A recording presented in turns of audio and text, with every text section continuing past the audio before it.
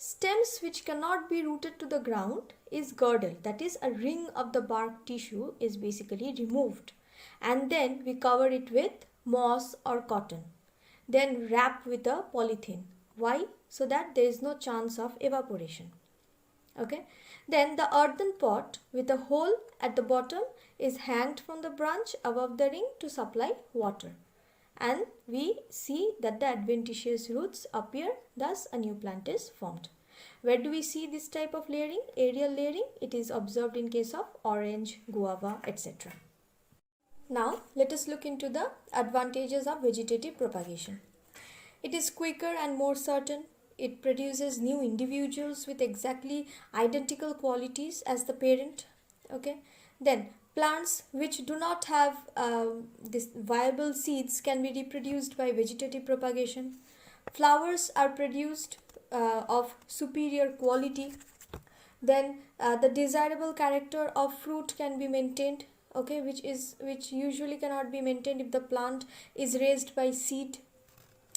But there are disadvantages to it as well. What are they? It does not produce new variety. Then it leads to overcrowding around the parent plant. Then it has very little possibility of dispersal. Now there are certain terms related to micropropagation.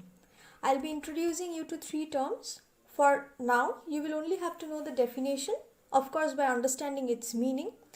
Later on, if you ever take this as your subject, like for your higher studies, you will be learning more about them. First term is explant. What is an explant? Any plant part that is cut off from its original location and is used for initiating a culture is an explant. Next is callus. Callus is an unorganized mass of cell produced through cell division of the explant. And plantlets are tiny plants generated by culturing callus along with some special chemicals. Next comes hybridization. What is hybridization? Hybridization is basically the mixing up of characters. Whose characters? Of the 2 parents. Where? In the new offspring. So hybridization refers to the mixing up of characters of 2 parents in the new offspring.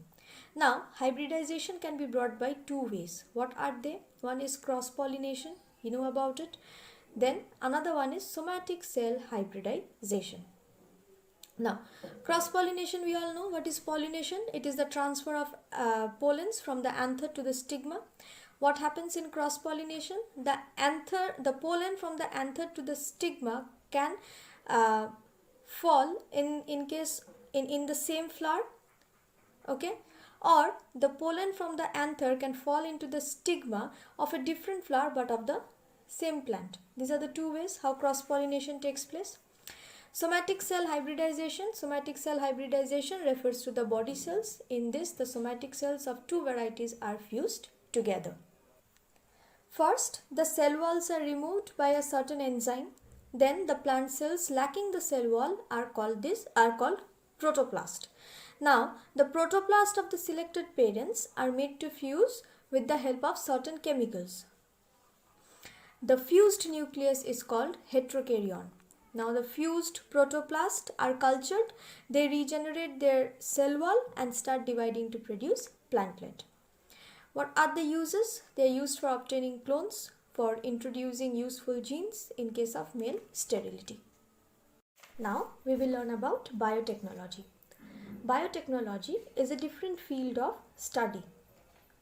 It is the use of microorganisms, which are also called the living cells. Where do we use it? We use it in industry and technology to manufacture certain foods, drugs, chemicals, etc. And also it is used for the breakdown of waste. So biotechnology refers to the use of microorganisms in the industry and technology to manufacture certain foods, drugs, chemicals, and used to break down the waste. Now, biotechnology is practiced in 2 ways. First, by using natural microorganisms. Natural microorganisms are organisms which are freely available in the nature. The second way is by using genetically engineered microorganisms. Now, genetically engineered microorganisms are the microorganisms that are designed by the man. Now, biotechnology it includes manufacturing of products like cheese, yogurt, cake, idli, dosas, okay, beverage, vinegar, vitamins, enzymes, etc. Now, let us learn about genetic engineering. Genetic engineering is nothing but a cut and paste method. Now, in a better language, genetic engineering is nothing but recombinant DNA technology. Now, like I already said, it is a cut and paste method. Now see, I'll be explaining you the steps. You can yourself relate it to the name. What we do is we like specific genes, okay, we cut specific genes from the DNA. Now what are genes? Genes are they carry hereditary materials. They are basically the nucleotide sequence, okay, like adenine, guanine, cytosine, you already have learned. So these specific genes are cut from the DNA. From where? Of a living organism. From a living organism we do it, like it can be an animal, it can be a plant, it can be human. Then these genes, that is these nucleotide sequence, are pasted. Now when you are pasting it, already there is recombination occurring, okay. They are pasted where? Into the circular DNA. This circular DNA is called the plasmid. Hence now the new DNA formed, it is called the recombinant DNA. Now recombinant DNA is reintroduced into the bacterial cell. Now as a result, the bacteria divide and a large number of bacteria are produced. So I repeat, genetic engineering involves the cut and paste method. What do? We cut a nucleotide sequence, that is genes, specific nucleotide sequence from the DNA of a living human, plant or any animal. Then what do? Then we paste these genes into the circular DNA. While we paste it, we are initiating recombination, and the circular DNA is called the plasmid. Hence the DNA formed is the recombinant DNA.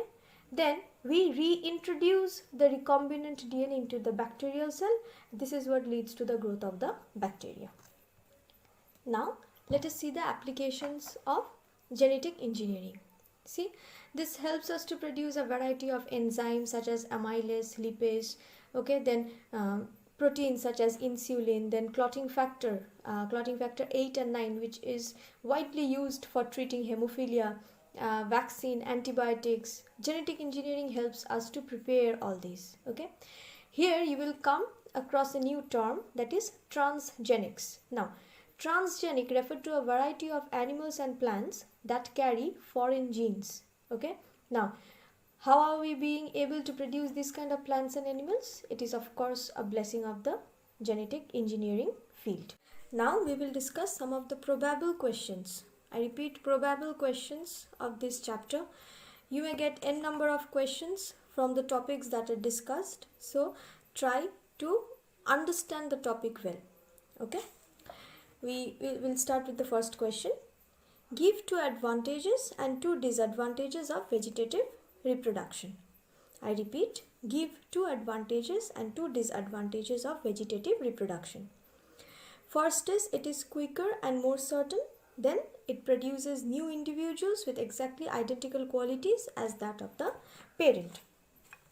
I repeat, it is quicker and more certain and produces new individuals with exactly identical characteristic or qualities as that of the parents. Next, what is the difference between cutting and grafting? Cutting and grafting are the artificial methods of vegetative propagation, okay. In case of grafting, in case of cutting, what do we see? Cutting method is usually applied in case of lemon, tamarind, okay. And plant stems are cut into small pieces and placed in moist soil to grow a number of plants of the same type. I repeat, cutting, in case of lemon, tamarind, etc., plant stems are cut into small pieces and placed in moist soil to grow a number of plants of the same type. Whereas in grafting, a small shoot or bud of a desired variety of fruit, we choose it, okay, or flower is intimately fixed in the stem of another plant. Then the grafted points are attached together with tape and the joint is covered with soft wax to prevent dehydration, and shielded against disease causing germs. So I repeat, grafting a small shoot or bud of a desired variety of fruit or a flower is intimately fixed in the stem of another plant. The grafted points are then held together with the tape, and the joint is covered with soft wax to prevent dehydration, and also it acts as a shield against disease causing germs. Next question, list any two uses of micropropagation. I repeat, list any two uses of micropropagation. It can be applied to interspecific hybrid and provides rapid propagation of identical individuals. Okay. I repeat, it can be applied to interspecific hybrid and it provides rapid propagation of identical individuals. Now we'll come to the next question.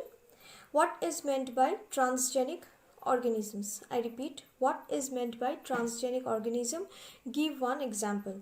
So transgenic organisms are those, like it may be a plant, it may be an animal which carry a variety of foreign genes. For example, transgenic goats with a special human gene for factor in goat milk for dissolving blood clot. Okay. So I repeat, transgenic organisms are those variety of those organisms which carry a variety of foreign genes in them.